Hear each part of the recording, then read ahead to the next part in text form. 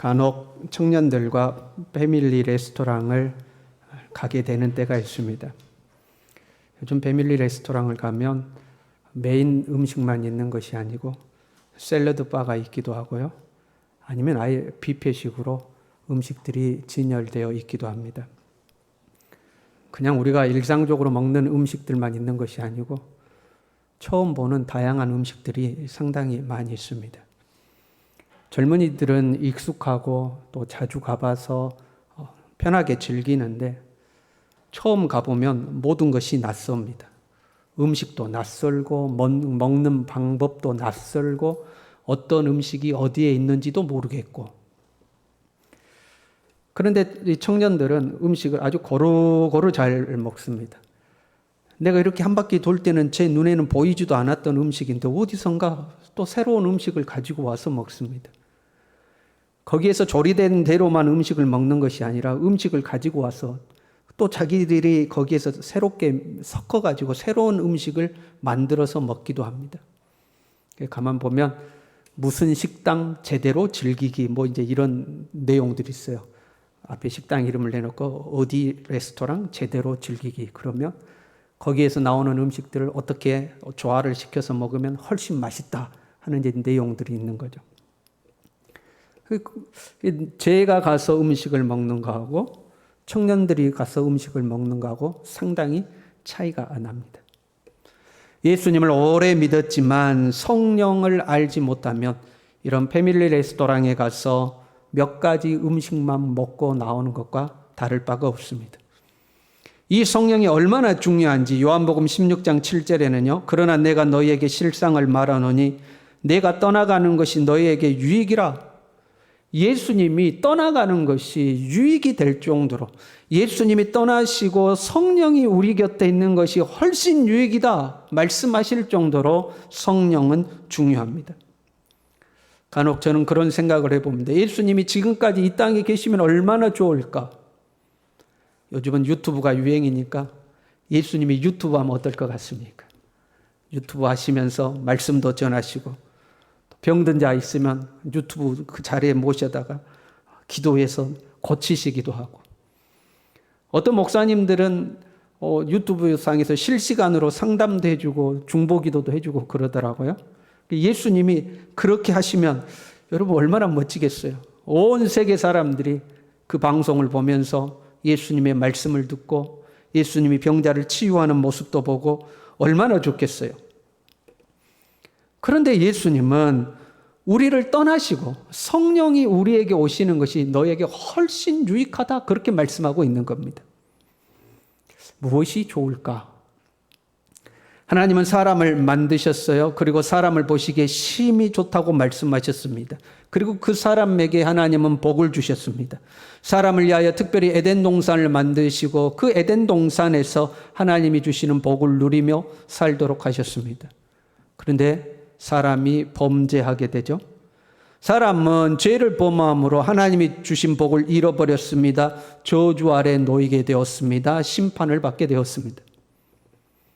하나님께서 사람을 유혹했던 뱀을 심판하실 때는 이렇게 말씀하셔요. 네가 모든 가축과 들의 모든 짐승보다 더욱 저주를 받아. 뱀을 직접적으로 저주를 하십니다. 그런데 아담을 심판하실 때는 이렇게 말씀하셔요. 네가 네 아내의 말을 듣고 내가 네게 먹지 말라 한 나무의 열매를 먹었은즉 땅은 너로 말미암아 저주를 받고, 아담을 심판하실 때는 네가 죄를 지었기 때문에 땅이 저주를 받는다 하고 아담이 살아가야 할 땅을 저주하셨습니다. 땅이 저주를 받았으니까요. 너는 네 평생에 수고하여야 그 소산을 먹으리라. 사람의 고생과 수고가 시작된 겁니다. 때를 따라서 각종 과실이 맺히던 그 땅에서 이제 가시와 엉겅퀴가 나기 시작했습니다. 사람의 인생에 끝없는 문제가 생기기 시작한 겁니다. 때가 되면 알아서 열매가 맺혔는데 이제는 이마에 땀을 흘리며 수고하고 예를 써야지만 열매를 거둘 수 있습니다. 끊임없이 노력해야 되는 거예요. 여러분 농사를 지어보신 분들은 알잖아요. 작물은 끊임없이 가꿔줘야 결국 추수를 하게 됩니다. 잡초는 뽑아도 납니다. 나지 말아게도 납니다. 우리의 인생의 좋은 일들은 끊임없이 노력하고 애를 써야지만 좋은 결과물이 주어집니다. 그러나 안 좋은 것들은요, 오지 말라고 해도 알아서 찾아옵니다. 고비를 넘기고 나면 또 다른 고비가 찾아오고요. 이 고비 넘기고 나면 또 다른 고비가 우리에게 쉼없이 찾아오는 겁니다. 땅이 저주를 받았는데요. 땅은 한편으로 우리 사람을 의미하기도 합니다. 사람이 땅의 흙에서 만들어졌기 때문에 그렇습니다.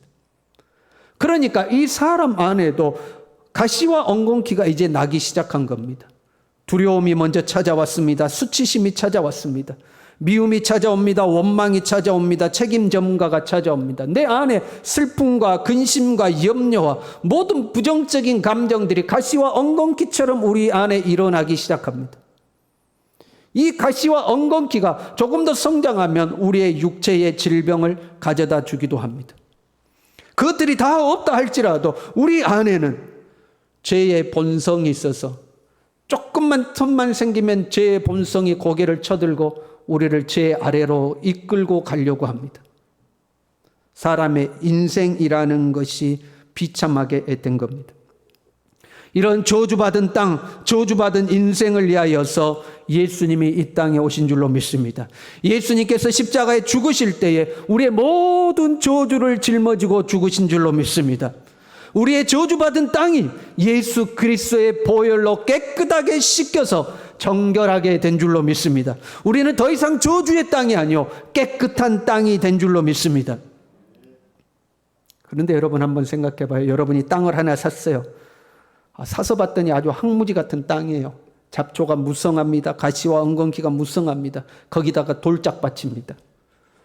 그래도 농사를 지어야 하겠기에 풀을 다 걷어내고 잡초를 걷어내고 가시와 엉겅퀴를 그냥 뿌리채 다 뽑아냈습니다.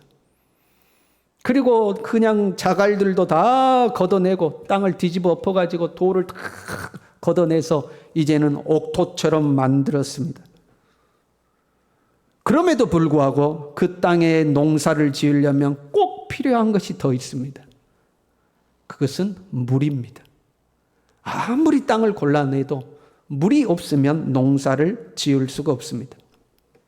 이스라엘은 중동 지역이죠. 중동 지역에서 물은 특별히 귀했습니다. 물은 모든 생명을 싹틔우고 열매를 맺게 하며 그 생명을 유지하는 데 필수 불가결한 요소입니다. 성령이 이 물과 같은 겁니다. 요한복음 7장 37절부터 이렇게 말씀합니다. 누구든지 목마르거든 내게로 와서 마시라. 나를 믿는 자는 성경의 이름과 같이 그 배에서 생수의 강이 흘러나오리라 하시니 이는 그를 믿는 자들이 받을 성령을 가르쳐 말씀하신 것이라. 성령을 물에 비유하고 있습니다. 우리가 잘 아는 찬송가 183장에도요. 가물어 메마른 땅에 단비를 내리시듯 성령의 단비를 부어 새 생명 주옵소서 하고 우리가 찬양을 하죠. 성령을 생명의 비에 비유를 하고 있죠. 성령은 마치 대지를 적시는 비와 같습니다. 예수님의 보혈로 우리는 저주에서 벗어납니다. 예수님의 피가 우리를 깨끗하게 씻어서 더럽고 오염된 땅이 정결하게 됩니다. 이게 예수님의 사역입니다. 그래서 예수님은 나는 이 땅에 죽으러 왔다 말씀하신 것. 우리의 죄와 저주를 짊어지고 십자가의 죽으심으로 우리를 정결하게 하기 위해 오신 거죠. 그리고 깨끗해진 이 땅을 축복하시고 때를 따라 열매를 맺게 하시는 것은 성령의 역사입니다. 성령의 사역입니다. 가시와 엉겅퀴를 걷어내고 돌들도 다 걷어낸 그 땅에 비가 내려야 되는데 성령이 비와 다름없는 겁니다. 그래서 우리는 성령을 받아야 합니다. 교회를 10년을 다니고 20년을 다녀도 성령을 모르면 패밀리 레스토랑에 가서 김치에 밥만 먹고 나오는 사람과 같습니다. 더 많은 것을 누릴 수 있음에도 불구하고 하나님의 은혜를 누리지 모르고 못하고 사는 겁니다. 실제로 그러는 겁니다. 예수님을 믿는데도 성령의 역사를 모르고 사는 사람들이 있습니다. 사도행전 18장에 보면 바울이 에베소 교회에 갔어요. 에베소 교인들은 아볼로라는 사람을 통해서 예수님을 소개받아서 예수님에 대해서 잘 알고 있었습니다. 가보니까 예수님을 믿고 있는 거예요. 그때 바울이 묻습니다. 너희가 믿을 때에 성령을 받았느냐? 그랬더니 에베소 교인들이 하는 말이 우리는 성령의 계심도 듣지 못하였노라. 예수님을 믿는다고 고백하지만 성령에 대해서 모르고 있었다는 겁니다. 여러분, 우리는 성령을 받아야 하는 줄로 믿습니다. 성령을 받아야 그때부터 내 삶을 축복하시는 하나님의 역사가 나타나기 시작합니다. 요한복음 14장 26절에요. 보혜사 곧 아버지께서 내 이름으로 보내실 성령, 그가 너희에게 모든 것을 가르치고 내가 너희에게 말한 모든 것을 생각나게 하리라. 성령이 오셔서 우리에게 모든 것을 가르치신다는 겁니다. 우리를 인도하신다는 겁니다. 그래서 성령을 받아야 하나님의 인도가 우리에게 찾아오기 시작하는, 실제적인 하나님의 가르침이 찾아오는 겁니다. 요한복음 16장 7절부터는요. 그러나 내가 너에게 실상을 말하노니 내가 떠나가는 것이 너에게 유익이라. 내가 떠나가지 아니하면 보혜사가 너에게로 오시지 아니할 것이요 가면 내가 그를 너에게 보내리니 그가 와서 죄에 대하여 의에 대하여 심판에 대하여 세상을 책망하시리라. 성령이 우리에게 오시면 죄에 대하여 의에 대하여 심판에 대해서 우리를 가르치시는 겁니다. 우리 살다 보면 우리의 양심에 그런 소리가 들려올 때가 있잖아요. 그렇게 하면 안 되잖아. 그건 아니지. 그러면 안 되지. 죄에 대해서 가르치는 겁니다. 그건 해야 되잖아. 네가 도와야 되잖아. 네가 섬겨야 되잖아. 네가 사랑해야 되잖아. 그렇게 하는 게 의로운 일이잖아. 의에 대하여 성령께서 가르치는 겁니다. 이렇게 살면 하나님께 벌 받을 것 같은데, 이렇게 하면 하나님이 나를 책망하실 것 같은데, 심판에 대하여 성령께서 우리를 가르치시는 겁니다. 성령은 우리 안에 계셔서 우리를 가르치십니다. 가야 할 길을 알려주십니다. 가지 말아야 할 길을 막아주십니다. 우리는 내일 일을 알 수 없으나 하나님은 전능하셔서, 전지전능하셔서 모든 것을 아시니 우리에게 경고하시기도 하고 우리의 방향을 지시해 주시기도 하십니다. 성령은 지혜의 영이십니다. 그래서 우리에게 지혜를 주십니다. 성령은 능력의 영이십니다. 그래서 우리에게 각종 재능과 능력을 더하여 주십니다. 성령은 치유의 영입니다. 병든 자를 고치시고 삶의 고장난 것들을 회복하시고 새롭게 하십니다. 성령이 역사하면 우리 안에 온갖 미움과 다툼이 끝이 나요. 그래서 다투던 가정, 다투던 부모, 다투던 성도가 한 사람이라도 성령 충만하면요, 모든 다툼과 분열이 끝이 납니다.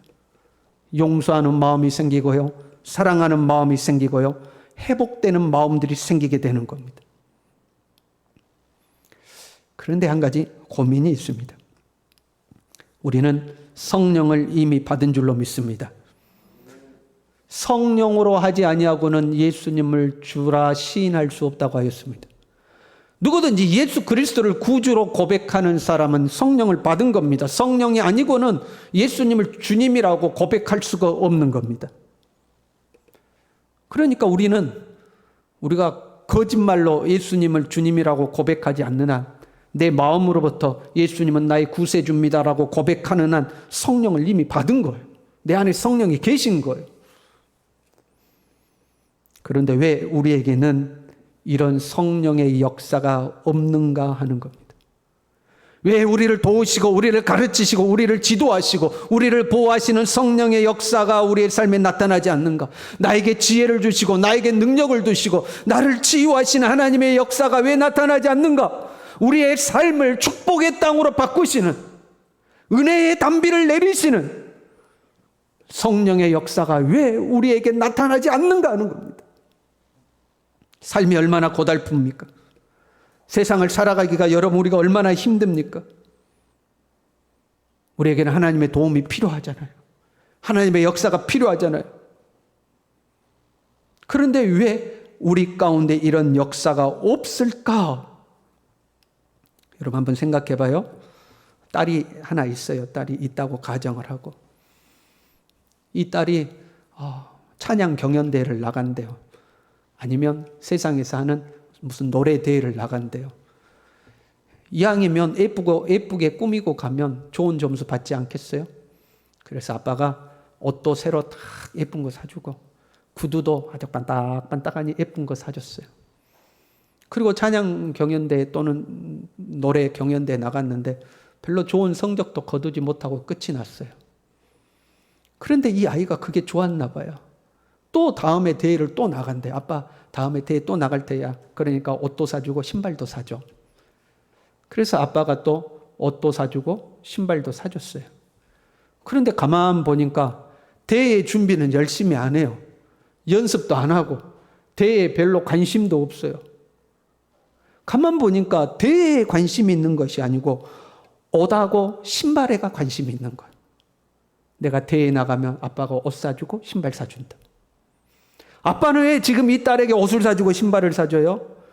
대회를 준비해서 대회에 나가서 좀 더 좋은 모습을 보여주기 위해서 옷 사주고 신발 사주는데 아이는 대회에는 관심이 없고 옷하고 신발에만 관심이 있는 거예요. 오늘 본문의 말씀은 예수님이 성령을 우리에게 보내주신 이유가 분명하게 기록되어 있습니다. 오직 성령이 너에게 임하시면 너희가 권능을 받고 예루살렘과 온 유대와 사마리아와 땅끝까지 이르러서 내 증인이 되리라. 왜 성령을 보내주시느냐? 예수 그리스도를 증거하기 위해서 성령을 보내주시는 겁니다. 그래서 실제로 성령을 받은 제자들은 가만히 있을 수가 없었습니다. 숨어 있을 수가 없었습니다. 그냥 밖으로 뛰쳐나가서 예수님이 그리스도다 증거하기 시작한 거예요. 성령은 예수 그리스도의 영이기 때문에 성령이 가득하면 내게서 예수 그리스도가 나올 수밖에 없는 겁니다.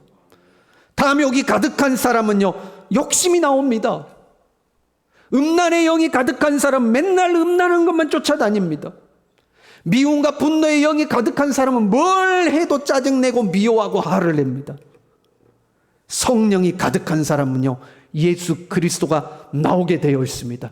때려 죽인다고 협박을 해도 예수님을 전하는 겁니다. 실제로 맞아 죽어도 예수님을 전하는 겁니다. 왜? 그 안에 예수 그리스도의 영이 가득하기 때문에 그렇습니다. 왜 성령을 주시는가? 성령은 예수님을 증언하는 영이죠.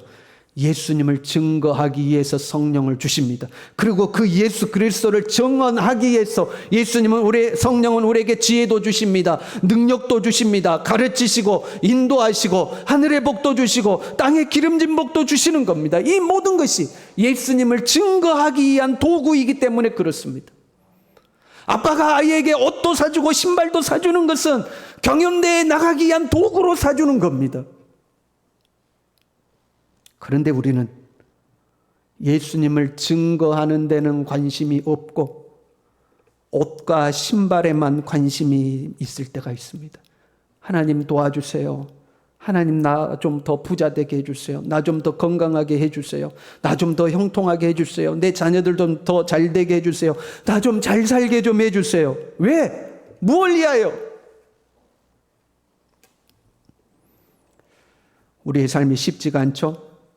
요즘은 더 그런 것 같아요. 코로나 때문에 우리의 삶이 점점 힘들어지는 것 같습니다. 미래는 불확실하고요. 어려운 것 같아요. 이럴수록 우리에게는 하나님의 도움이 필요합니다. 우리는 평생 하나님의 도움이 필요합니다.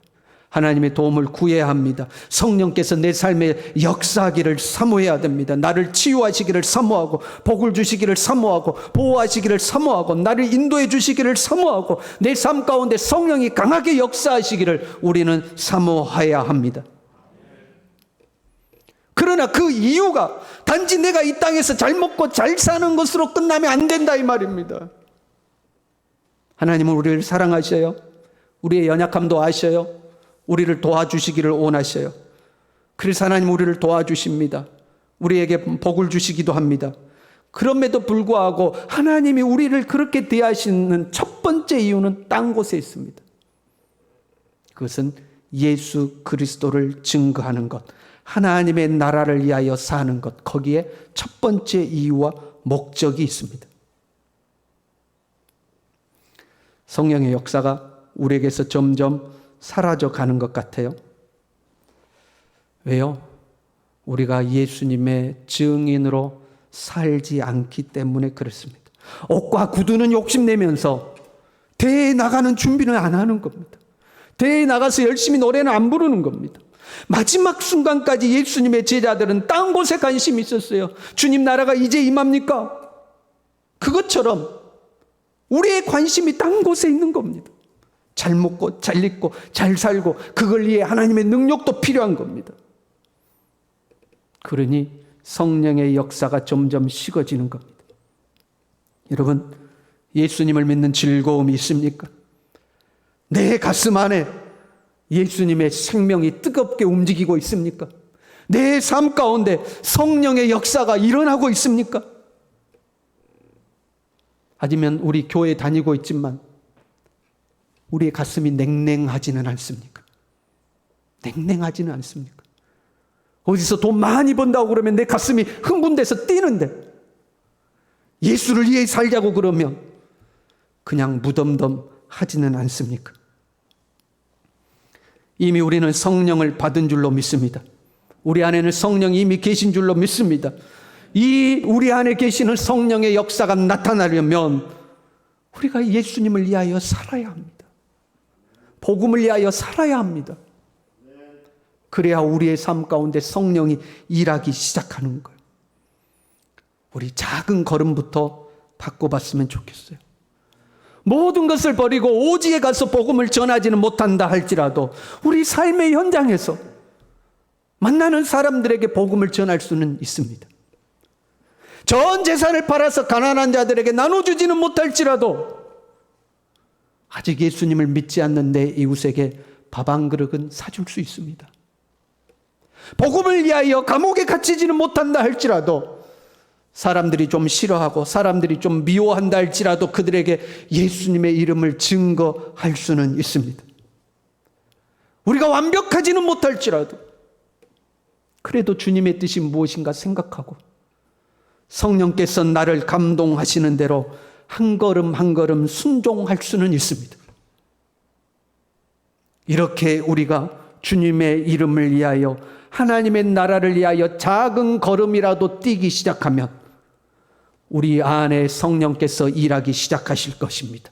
성령이 우리를 도우시고 가르치고 인도하기 시작할 것입니다.